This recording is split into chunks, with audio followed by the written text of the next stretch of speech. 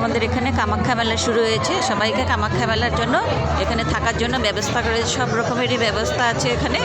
দেখুন অনেক দূর দূর থেকে দর্শনার্থী এখানে এসেছে।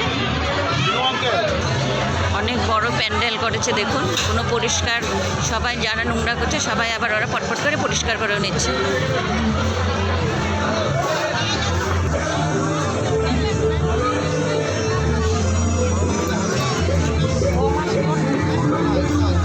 এখানে খাওয়ার ব্যবস্থাও করেছে, সবাইকে 24 ঘন্টা খাওয়া দাওয়া হচ্ছে, ডাক্তারেরও ব্যবস্থা আছে।